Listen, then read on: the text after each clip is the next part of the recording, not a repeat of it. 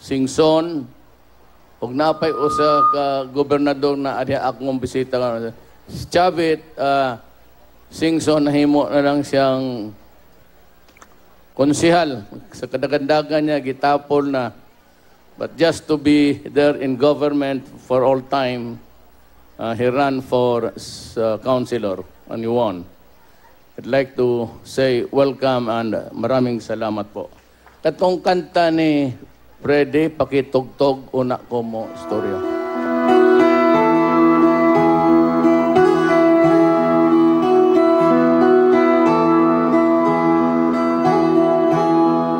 Ikaw ang pamuno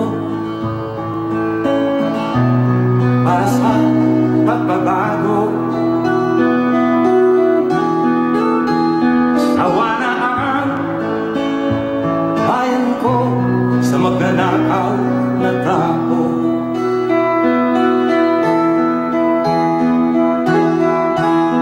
Madilim na kahapon, ikaw ang mag-aahon. Sa piling mo, di ko mawawala ang korupsyon.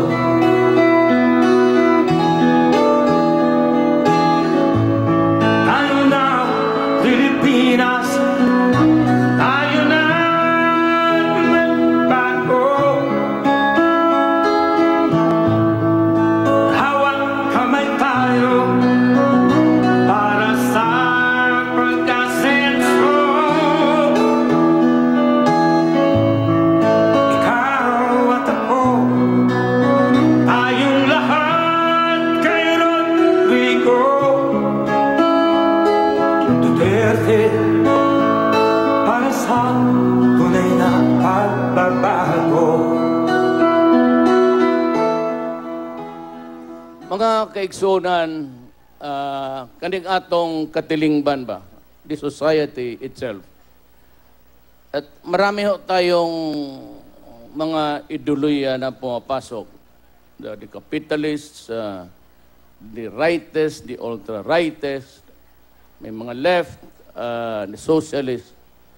Ako po ay isang presidente nang galing po sa left. And you know that kayo mga taga Davao.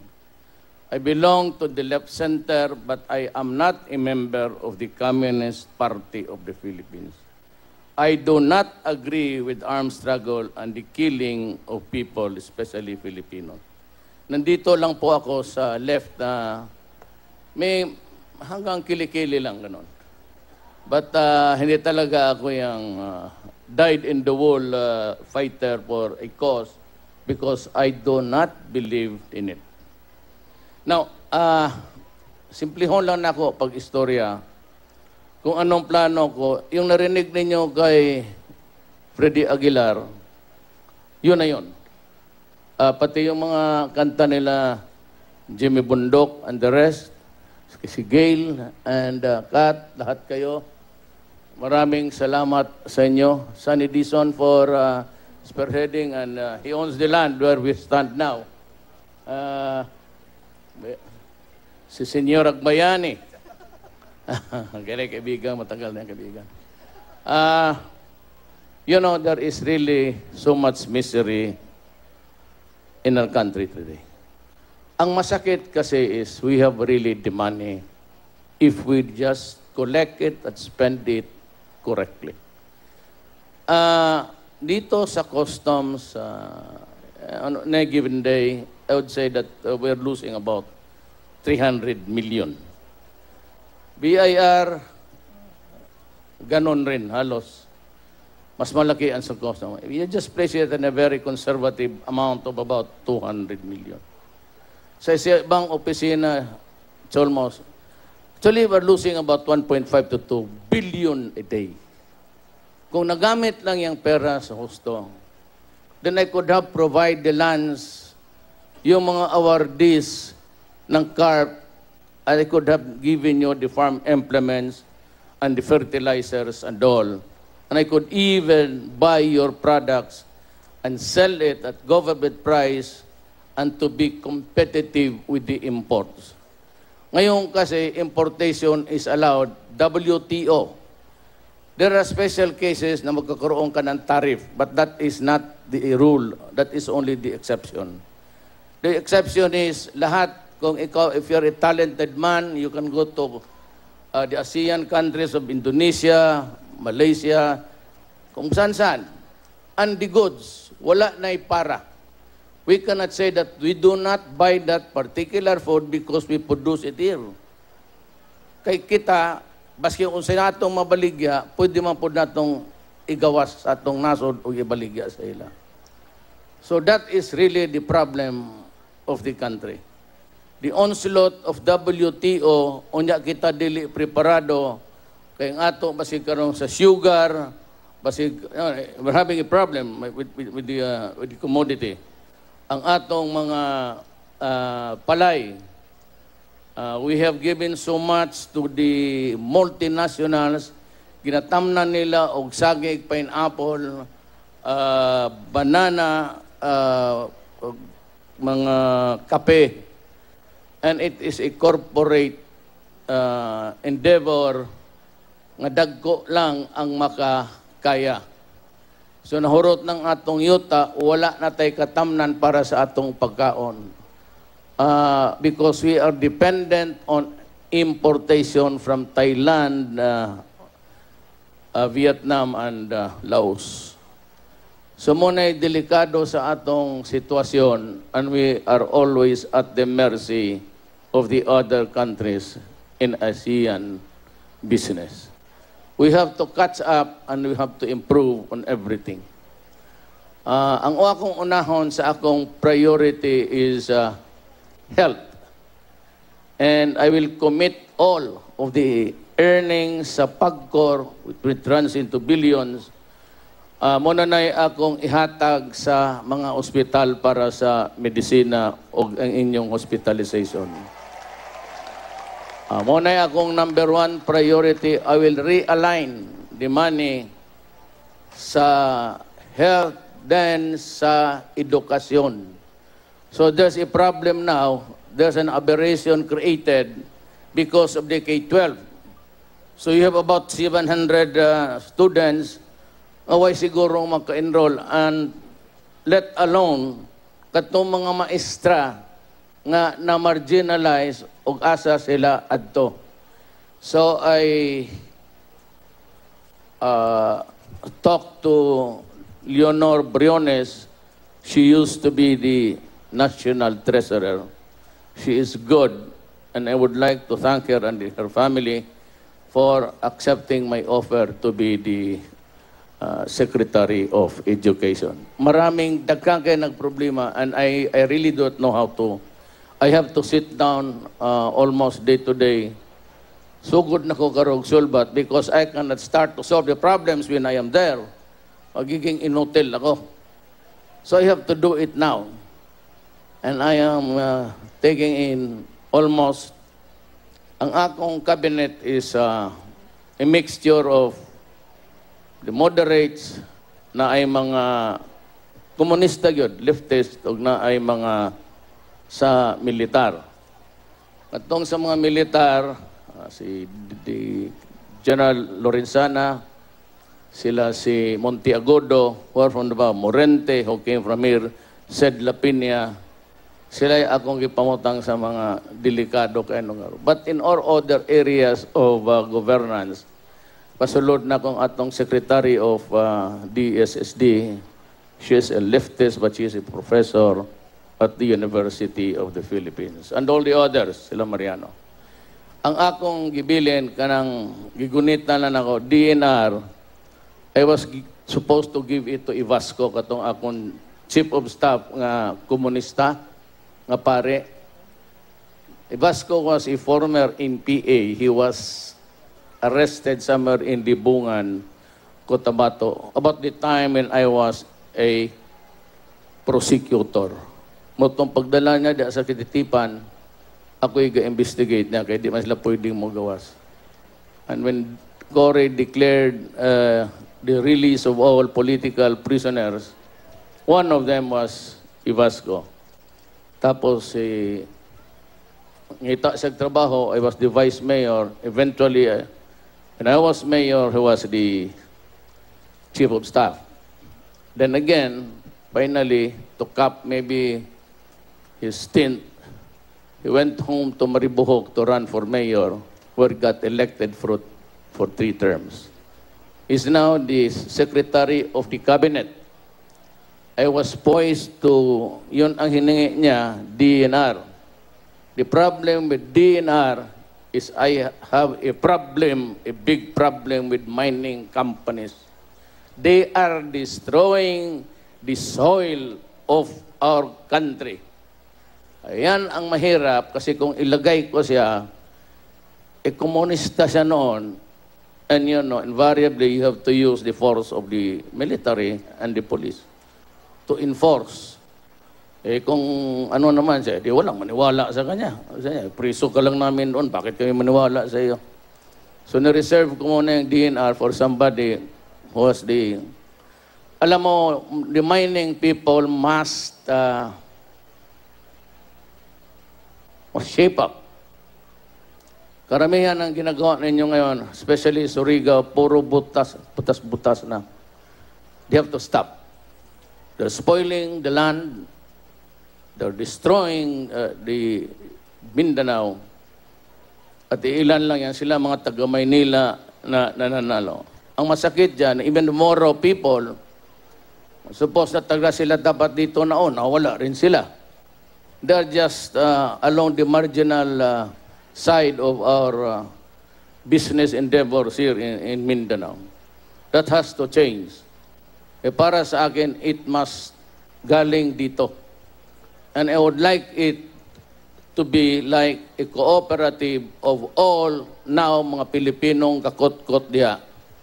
And we will just support them and give it to them and give them the instructions of how not to end up spoiling the land natin dito. So yan ang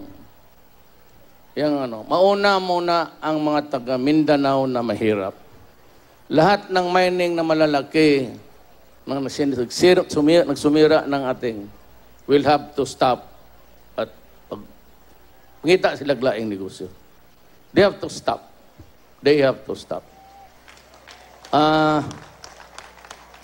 Dito sa edukasyon, I will endeavor to build, if there are about 25 to 30 students in a barangay, then you will have a national high school.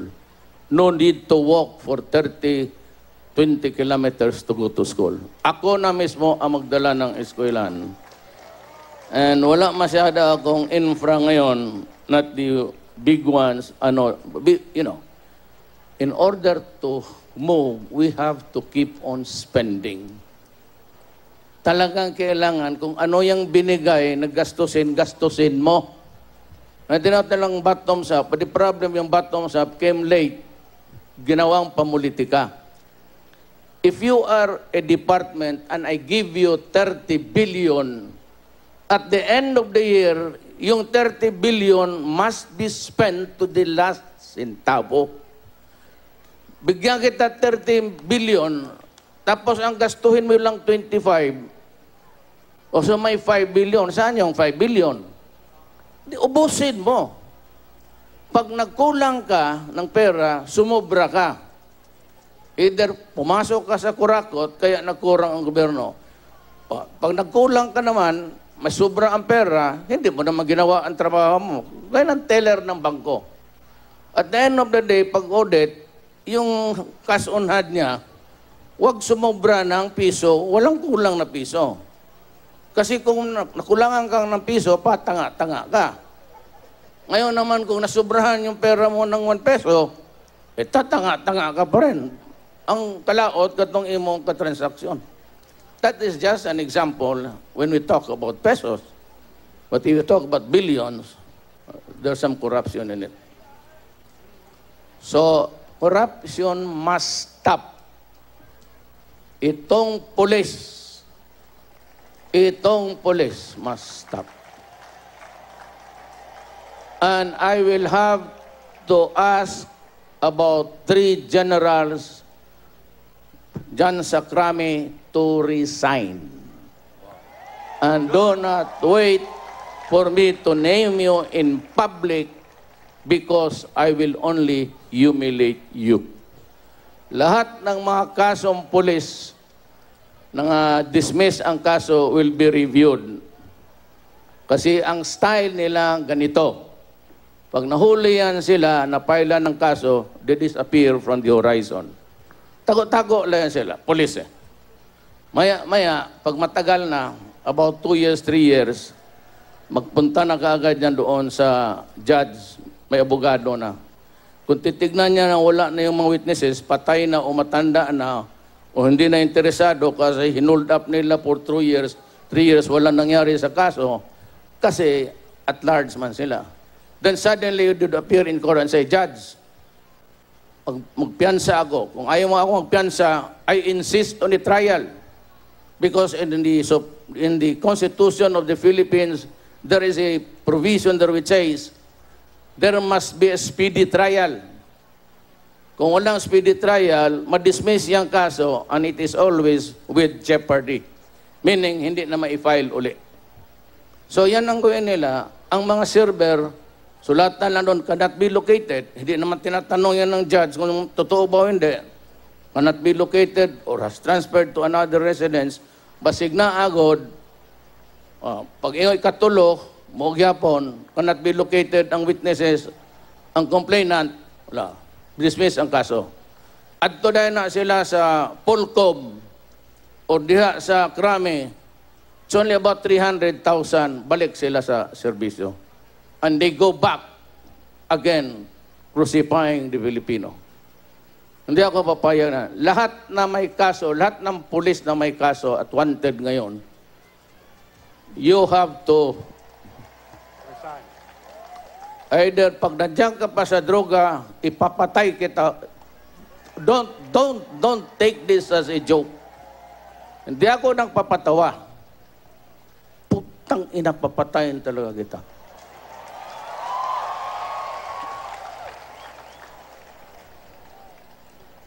As I have said in the meeting, the Avance, my parting words was that if you destroy my country, I will kill you.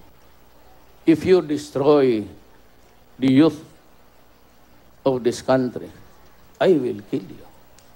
Nasa sa iyo na yan kung hindi ka maniwala. Pero kung tanungin mo ang mga taga-Davao na nilibing na walang claimant, ang ubang ang lawas na apadiha sa mga gibadababad o formalin, nagkubat o kinsay mo, may talaga, galit ako. Galit ako sa droga. Layo na mo da, palayo mo da, piskan mo da. If you are into it, wala ka pa malulong. Stop it. Stop it. Kay ang droga na ako'y rehab. I have a rehab center there at Maa. Ngang tana ko nga, kadaghanan ni graduate na mo, released after about 4 or 5 years in confinement plus treatment, and they end up doing it again. So ako ang pangutan ng mga doktor, but I was able to get a fairly accurate answer from a American doctor na ang problema rin nila sa border sa Mexico, ganon. If there is no cocaine or heroin, shabu na lang. Ang cocaine o heroin, maayo because it comes from a natural, murag tanom. It is papi, tawag nila. Diya kwaon nila ang cocaine o ang heroin. Pero uban, kaning shabu, it shrinks the person faster than ever. That is why, ingon ang doktor, wala na. Rehab is no longer a viable option. Di na matabang ang rehab. Kaya ngayong nandyan sa neighborhood ninyo, feel free to call us, the police, or do it yourself if you have the gun. You have my support. Di, palik ko ane lang. Ane lang, that's the rule, ha? At to Asya, at to bangal, labi na magsige nagpamalit, ing na ina-aristo kita. Ina-aristo kita. Inaresto kita bilang isang kriminal and I am invoking the criminal law of the land. against selling of shabu. Pagka sabihin mo, sumama ka sa akin sa istasyon because I have to bring you to the station. In an arrest, you must overcome the resistance of the criminal. I-overcome mo talaga yan. And if he fights, and he fights to death, you can kill him. And you just follow that. Only if your life is in danger at lumabat, may baril rin o may kutsilyo at magdastas na, barilin mo. And I'll give you a medal. And if you do that every day, gawain kitang chip ng PC. Oh. Totoo. Because kung ayaw ninyong tumulong sa akin, kagaya ng Amerika, nag-ano ng kamay, hala yan, matay pa tayo dyan. Kung tatay ka, may baril ka, at yung anak mo lumalabas, hindi mo na mapipigilan sa totohanan talaga, lumalabas may mga anak ninyo. Hindi niya mapipigilan. Diyan sa kanto, ayan, yung Doña Luisa ko. Yung road na papunta ko doon, kaya pala nakikita ko yung mga gago doon, nag-standby at 2 o'clock, 3 o'clock. Ang usap lang. Eventually, ang tinaman mga 6. Kilala ko. Mga anak ng kaibigan ko. At sinabi ko na palayasin ninyo kasi mamamatay talaga yan. Yung iba nagdas, ng iba bumalik. So number 1 ko yung battle cry sa dugo. Krimen. Pagkatapos, korupsyon. Yung lagay-lagay ng bala na yan, huwag ninyong gawin yan. Talagang kakainin ninyo yan, maniwala ka. Kita mo yung mga barker dito ng jeep na nanaksak. Kasi ayaw magbigay yung mga driver sa kanila. Barker lang. Naghawak pa ng puwit ng babae, likod o dito sa dibdib ang mga gago. Yan ang... Mag-behave lang tayo. Kagaya dito sa Davao. Ang malas ko kasi, ang taga-Davao ang kausap ko, hindi naman kayo kailangan, alam na ninyo. Yes! You know the drill dito. Wala man tayong problema. Pero kay Thanksgiving man to, sige na lang. Totoo. It would be really a waste of time lecturing to you what a society at this stage of our national life should be. Medyo nakuha na natin eh. Hindi lahat. In a scale of 1 to 10, umabot tayo ng mga 7. Yung ibang lugar, 3, 4. Because of shabu. It has to stop. Madugo ang labanan ito. Madugo ang labanan ito. Tumabi kayo kasi pati pulis dito. Tuli. Kasi galit ako eh. Pero hindi, pulis na tinarong. Pulis tinarong, walang problema. There is, I've learned to learn this, dalawa kasi ang extreme greed. Hangul yun ba? Extreme greed and extreme need. Ingnan mo, kanina mga taga-gobyerno, pulis, sundalo, extreme need. Yung perhan ng asawa, cancer, ang nanay, namatay, anak. Dito ka na lang sa akin. I will provide a small amount for every unit there para na sila'y madaganan. Extreme need, ako na. Extreme greed, ako rin yan. Kaya ipapatay, tagyog ka. Ang bayad ko ngayon, pagka-drug lord, nag-announce na ako, 5 million. Labi nagpatay. O buhi, 4,999,000 lang. Totoo. Tapos yung distributor lang dyan, kaya nang buhangin, kung mapatay mo, it's, basta drug lord na, 3 million. Pag hindi patay, 299 million lang. Kasi 2,999,000. Ganon. Tapos yung mga pitsi-pitsi, 50.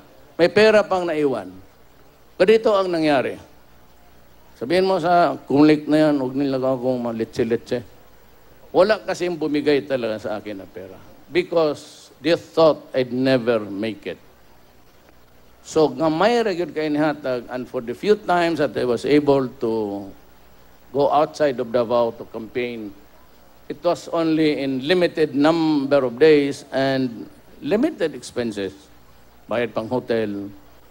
But katong nagataas na ko, labi na itong murag ni Sirit na ko, naabot na ko 18, 21, no? Daghan na ng hatag. Wapog kumudawat na. Kaya akong uman mga amigo, because I do not want to embarrass them. Ingon sila, Mayor, karoon lang kami well. Pero katong mga tag-iyag aeroplano, I assure, tag-iyag mga, di dala na ako pangalang kibaw na magduhara may tag-iyag aeroplano dari Pilipinas. Never accepted. Basi pangutan-on ninyo siya, kamong nagtrabaho diya kang lusyutan. Ingnan mo, because he's doing business, gagamit siya sa airport, that airport is owned by government. Ambot o nakabayad ba siya hanton karon? Murag basta ng landing fees nga. Kada landing take off na bayad ka kay kanang airport gobyerno na. No, if you're faltering in those kinds of huwag yung kumdawat. Baka kalain lang niya, wag kung ano. Pero katong na anak ko sa taas, daghan na ng hatag. Ang problema, ako pong iuli, ma-embarrass, kanamang rejection na eh. It's a form of rejection that is really sakit sa tao yan. Hindi ko kwarta maano. Kanya, kaila sa akong kaila, sila Rod, bangin ako niya. Sige. So, napay kwarta. Wa na ako gi-appeal sa expenses, kaya wala naman itong gastuwa sa expenses. Muna ako kumilig. Ayaw mo labot-labot diha, ihatag ko ni. Good for 200 persons pa ni. Mapatay ni mo. O na mahurot ang kwarta. Gusto mo kwarta? Dapat siya ninyo. Ngita mo drug lord to. Maghanap ka ng drug lord. Bigay ko ako pa. Ako ba magsalita ako ganon tanan. Pero taga-Davao sanay ko. Yung gani ko muna na. Muna ihatag na ko talaga na ko ninyo. Tanang drug lord, ihawa ninyo, kaya ginadaot ang atong nasod. Korupsyon sa gobyerno, maundang na. Naanak ko nandyan na ako. So mayroon gani ko, kanang BIR, ang akong gibutang dia si Dulay. Now, let me explain. Ingon man gud ning mga taga Manila, mo bitaw sila nga daw kapapahawa. Hao da. Siya. Ako hadlok-hadlok ko nilag boycott. Boycott ako. Ha? Boycott? Oh, putang. Hao mo da. Sige, boycott mo. Wag sila kailan ako. Pareha sa mga pare ba? Pag ingon nila nga, ayog boto na Duterte. Pao ba? O sige. Tangina ninyo, tanang mga pare, mga buisit, mundang ko, mga obispo. Hawa po da. Ingnan ako, di ba ang naminaw mo? Sige, let this be a referendum. Tanaw na to. Tanang naminaw karon nga Katoliko, sunod mo sa inyong obispo.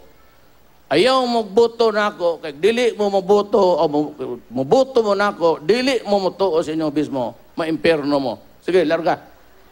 Sige, leksyon ko. Wag sila kakuan sa akong batasan.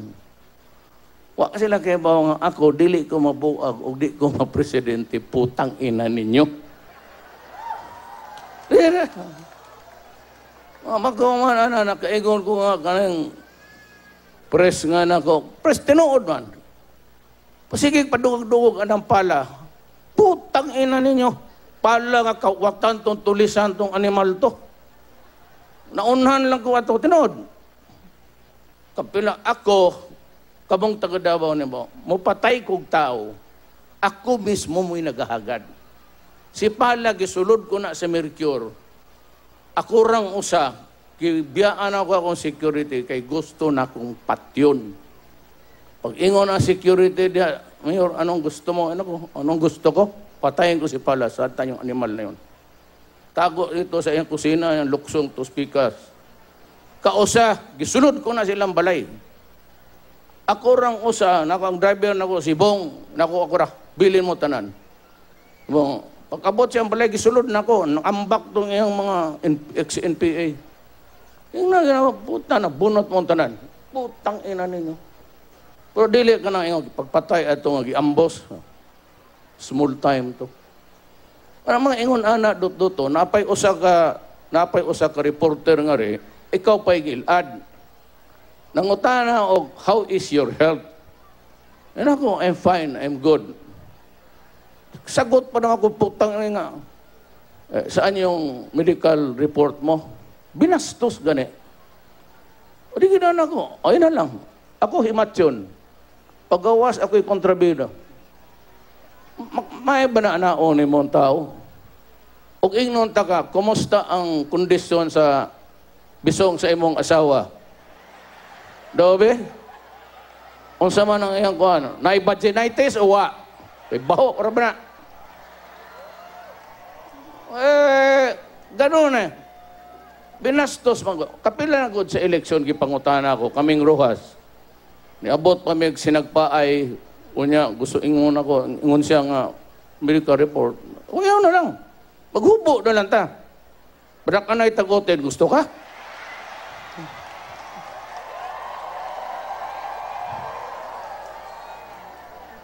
Gamay mga tagotin, kay igwad maglubot, bayot. Kamong mga taga Manila, kaning mga reporting para itong si Manlupig. It's a very impertinent question pa. Binastos. You know, how is your health? Ano ko po? Oh, I'm fine. Where's your medical report? Aba, putang ina. Mura pagkasitang yung wag kriminal. Ang akong tading no, how's the vagina of your wife? Is it smelling or not smelling? Give me the report. Bastos eh. Ang akala ng taga Maynila, mahadlog po ko ng may boycott. Putang ina. Wala, sige, pag-boycott. O, tanawa, di usara.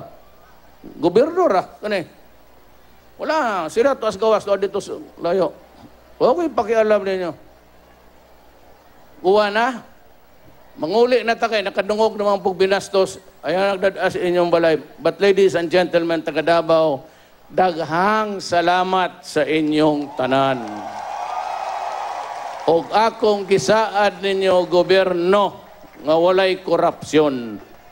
O gobyerno ang tarong. Nagaula na daw yung sa akong anak, paulio na daw mo.